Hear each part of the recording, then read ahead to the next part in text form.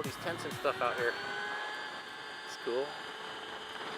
Yeah, I wonder what's going on.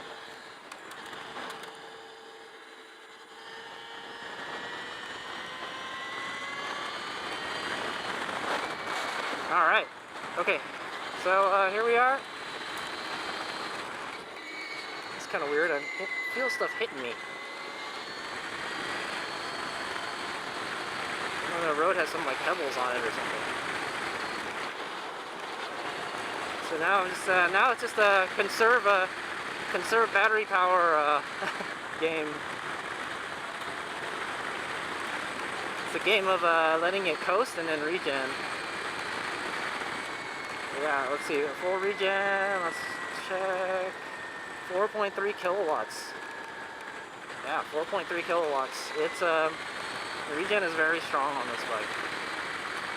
It's enough to charge the battery well, that's the full charging the battery can do. So I think 4K is about as fast as the Empulse will charge. There it is. Kind of on the bottom now. So that was it. So I hope you enjoyed the Hicks Road fun. That's the most swissiest section of Hicks Road. The bike didn't disappoint. I tell you now, there's faster bikes out there. I'm sure, you know, we could have ripped on another bike faster in that section, but it was kind of scary. There's a couple times I felt like, oh shit, man! If you're not careful, you're gonna fly right off the mountain with your bike. But the handling, man, I can't tell you how pleased I am with the handling on the Empulse, man. They did a great job with the handling on this bike. It's got ample power, you know. I think it's a well balanced bike. I just wish I had a little more range, you know. Yeah, so I don't know. Since we're going down here, let me talk about the pros and cons I see of this bike. So the pro, okay, let's talk about the cost. So the pro of the cost is I got this bike for $8,500. For $8,500, this bike is a fucking steal, dude. I wouldn't hesitate to pay, I would say up to like $12,000 would be a bargain for this bike. You know, I would be willing to pay that much for this bike, you know. And that's how much it was going for now. So, you know, that tells you victory, you know. Like, you priced it too high, man. Nobody's going to buy it at that price. They're probably going to lose money, but, you know, if people buy a lot of electric bikes, then you're going to start being profitable eventually.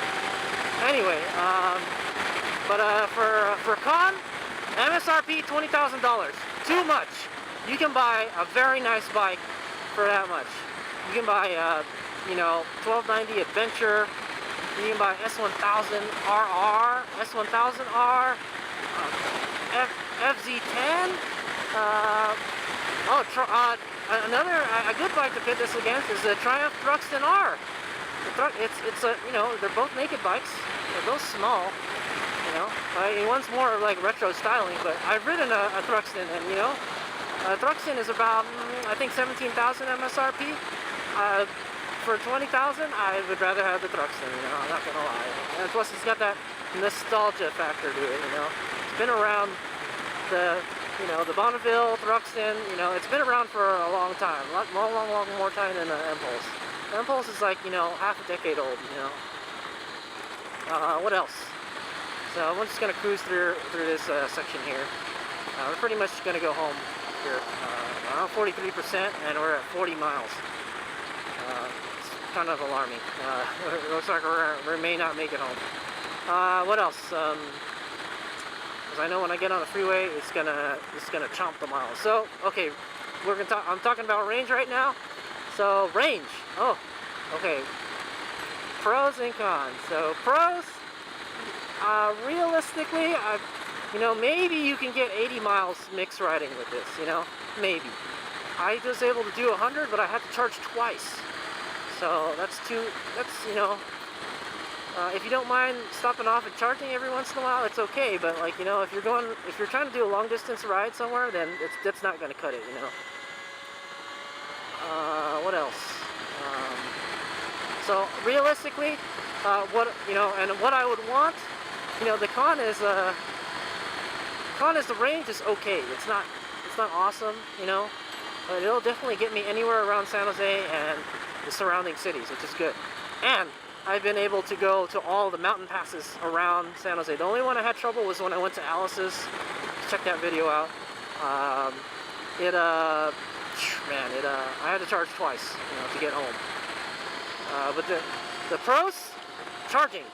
This has a J1772 plug and a charger on board, and it can charge at level 2 charging station. So you can charge it in 4 hours, which is okay. I'm gonna say it's great.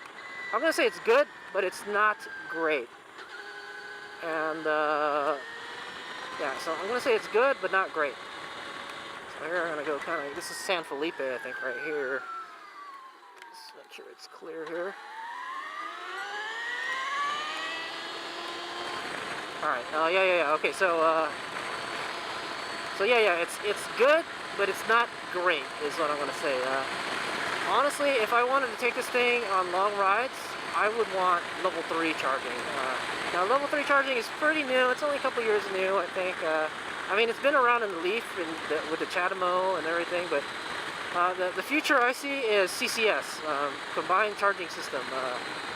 That can charge, like, literally, as cars capacity, energy density goes up, you're going to need ways to charge them faster, if just to charge them, because literally it takes Chevy Volt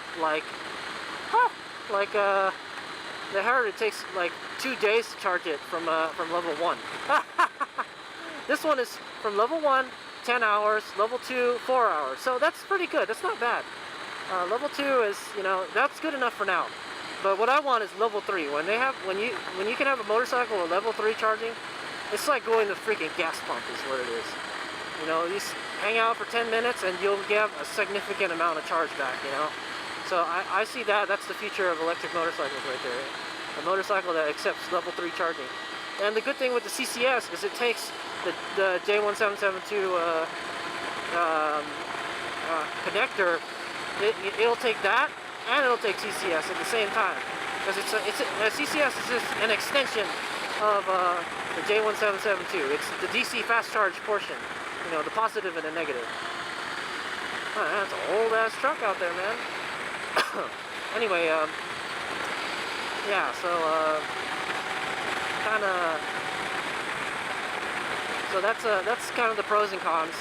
I think the charging is good, but not great. It could be better with level 3 charging, but I realize that's a pretty new technology, and you're gonna pay for that. Yeah, the battery pack.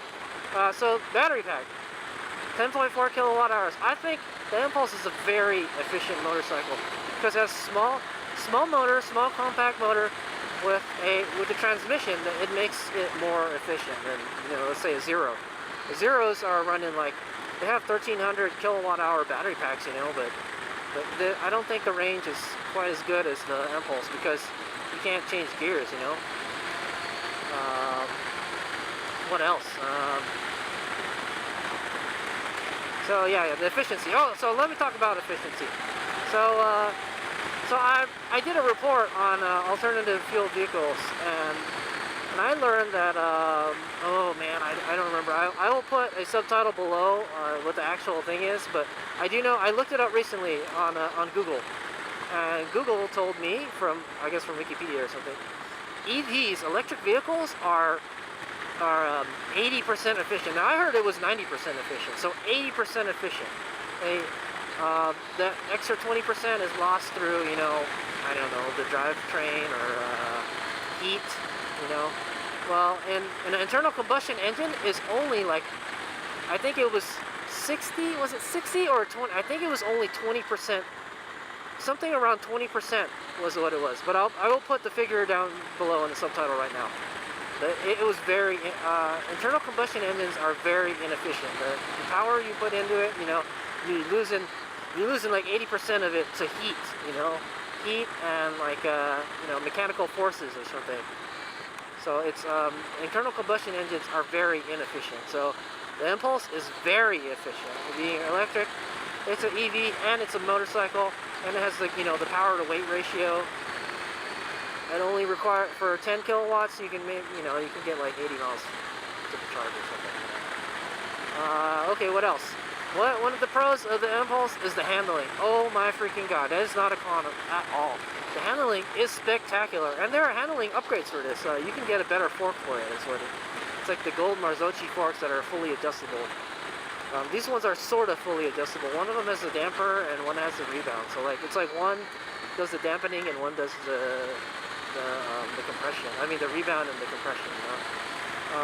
Handling very, very good, man. Like I said, I cannot praise the handling on the Empulse more. You know, I wish I could pit it up against a Zero. I heard the Zero has pretty good suspension. I think they were running Showa suspension. What else? So yeah, definitely one of the cons.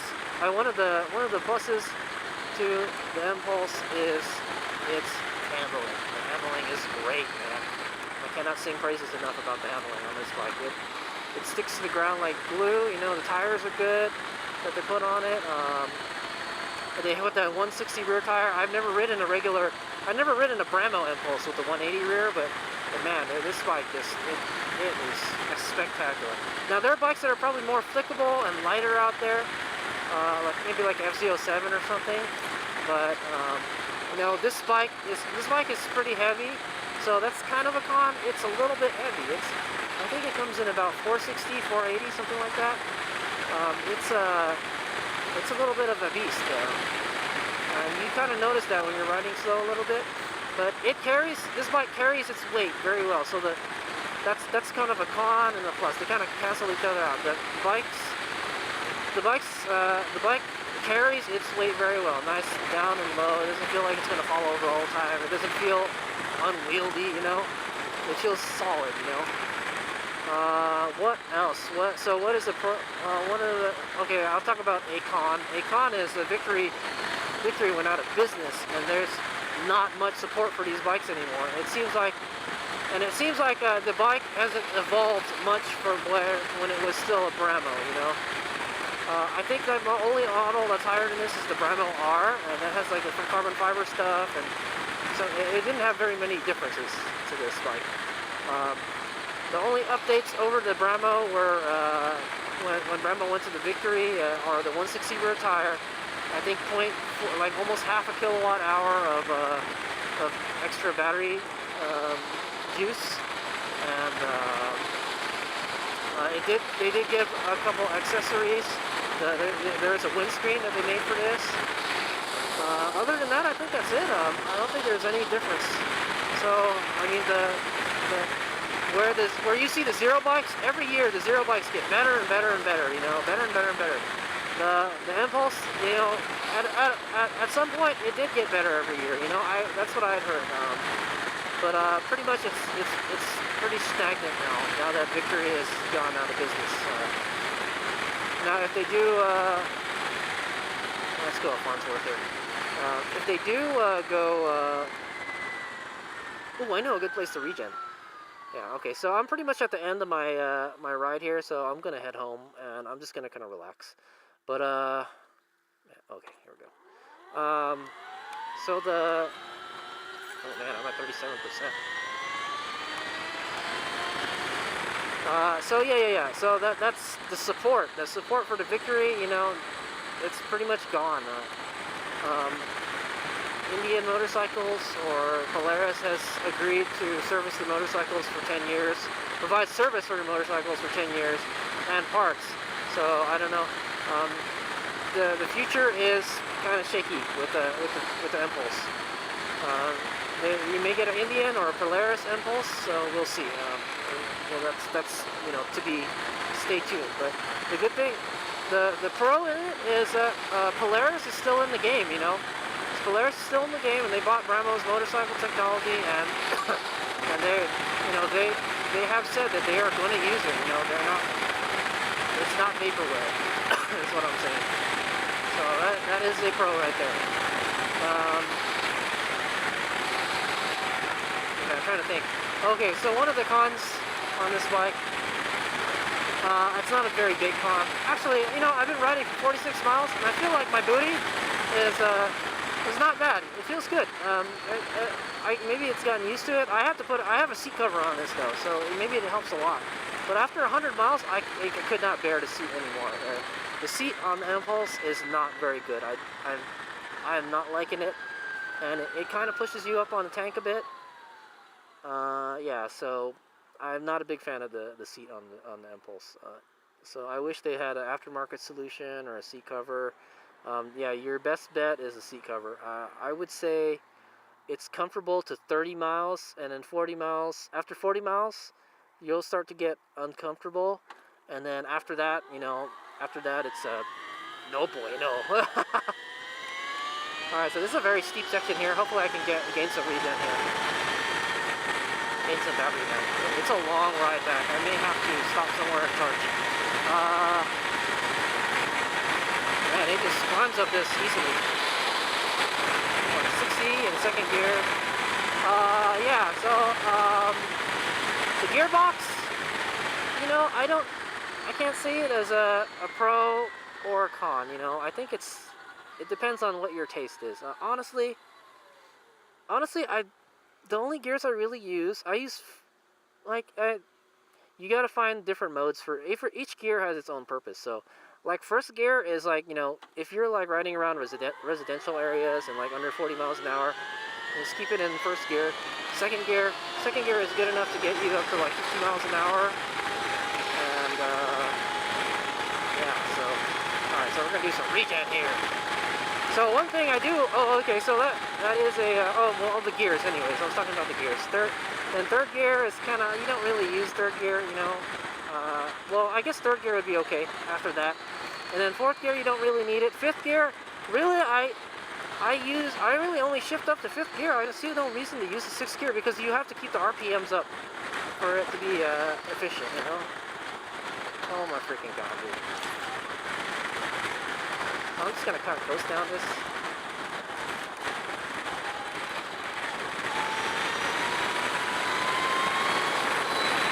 Ooh, I'm at the red line.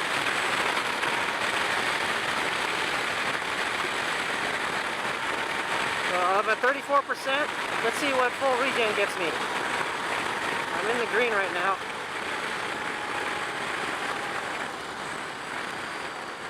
6 kilowatts! Holy shit, man! You're going down a steep hill and you regen really hard, you can get 6 kilowatts of charging. Awesome. Oh, it's okay. So anyway, I was talking about the gears. 6th gear, I don't really use 6th gear. I don't see a use for it, man, unless you're trying to hit 100 miles an hour, and I'm not going to do that unless I'm on a track. So 6th gear, is overkill for street riding. I think it really only needs 3 gears. Yeah, like people are saying, it really only needs 3 gears. Maybe 4. A first, a second, a third, and a fourth. Kind of like the third and second are like the in-between. The first is your granny gear around, around the city. Nah, I didn't have to brake at all.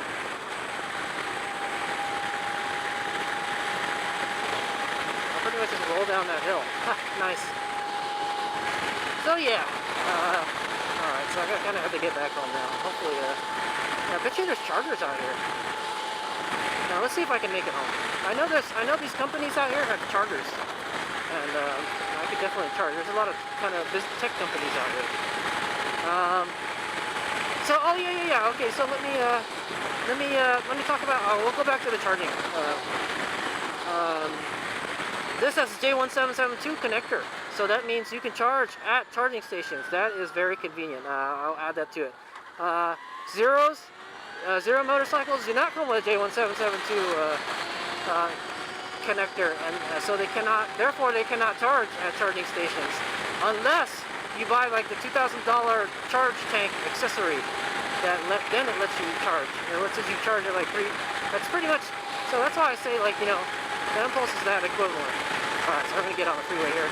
I'm gonna try not to go too fast, just to kind of conserve the power. We'll keep it to like 60 or something. So we're at 60. Hopefully we don't run out of juice. I think we'll make it back home. We're kind of far, but not really. So right now I'm at 32% and 50 miles.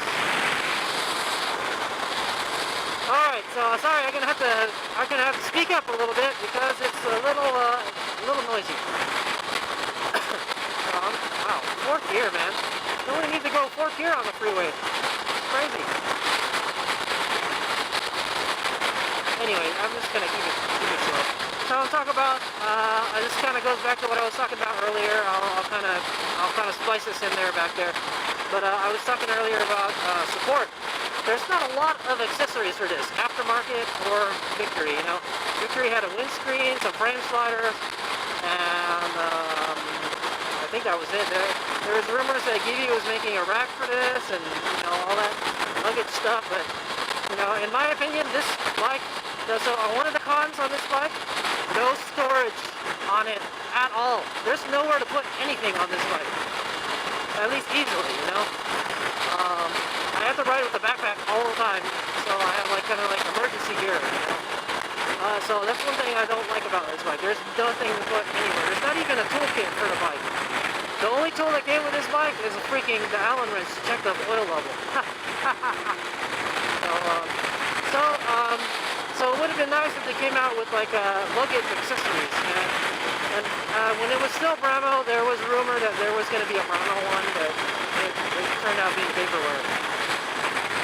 Man, I've been talking a lot, sorry. So yeah, there's lack of accessories. I do know there's rear sets for this. There's a bunch of carbon fiber parts for this.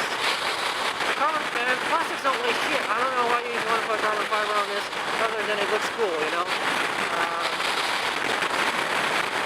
Yeah, I think that's about it. One of the pros I do see this bike is that it does have racing heritage. You know, you can be proud and say, hey, they raced Zero TT in this, a Mile of Man. They raced Victory raced Pikes Peak with this. They won their class, and they got 2nd overall, I believe, in the motorcycles. Yeah, I'm going too fast. Aha, okay. One of the cons, I think, is maintenance. The Empulse requires a little more maintenance than other electric zero emissions motorcycles, like a Zero. Many other, I don't know what other motorcycles have a gearbox, but the Empulse is the only one I know of that has a gearbox. So the direct drive is lower maintenance, and it uses a chain. The chain is higher maintenance. You gotta lube it, you gotta clean it, you gotta adjust it. You know, but that's also a pro. The chain is strong. It's a good way to transmit power to the rear wheel. You know, it's a good way to get power to the rear wheel. So it's kind of like a pro and a con. Okay. Most motorcycles, most EV motorcycles have belts. And belts are much less maintenance. But that leads me to a pro. You can change the sprockets on this bike. You can go to a smaller sprocket if you want more power. I mean, you can gear it for more power, closer or wider ratios. You know. Holy shit! I'm gonna hit 20% soon. So I think I pretty much made it home. Okay. I'll talk about being an EV owner here now. So just like in general. You know, I really dig it. I like it a lot. You know, I bought this bike to see, you know, if an EV, you know, it's the most affordable EV I could find. But I wanted to give it a go. You know, I wanted to give the EV a go, and I'm loving it. You know, I love not having to go to the gas station. Whenever I pass the gas station, I say, hey, see you suckers. I love not having to go to the gas station. I love, you know, being able to park in EV parking spaces and charge, you know. And I can use, and another benefit is that you can park in you can use handicap chargers, but not park in the handicap zone, because you can just not park in the handicap zone. It's a motorcycle, you know. It takes up the same space as a freaking bicycle, you know. The low battery model right now, I'm at 20%. Yep, there we go. I hit battery low. Battery low indicator. Don't worry, I'll make it. So what else? So we have 19% at 57 miles there. Oh yeah, so being an EV owner in general, yeah, man, like, I love it, you know, it's great. One thing I don't like is having to fight for EV chargers, okay? So I'm gonna tell you that now. They need to boost the, they have to really boost the, what is it, the EV charging infrastructure up. It's not, I'm telling you, it's not enough. If everybody decided tomorrow to switch to EVs, to drive EVs, we would be fucked, because there would be no place to charge our shit, because we'd be waiting at the gas pump, you know, like waiting at a Costco freaking gas pump all the time to get cheap gas, you know. Yeah, it would be like that. It may drive prices up for energy and all that. Well, yeah, and then, you know, could the power grid handle that kind of, you know, if all these cars were EVs, could our power grid handle that kind of load, you know? I don't think so. Well, but you know, good thing is you can charge it with solar power though. So there are some solar charging stations out there. I haven't come upon any. I think I did charge at one, but the solar panels were like, you couldn't see them, you know. What is it? The infrastructure has to be improved. The level 3 charging has to be improved. There's not enough level 3 chargers out there. There's some pretty good amount of level 2 ones out there, but you know, whenever you go to a charging place, there's fucking hella EVs plugged in, you know, and you gotta fight for them. The only pro in riding the motorcycle is, like I said, you can park in a handicap spot. You can use handicap charger.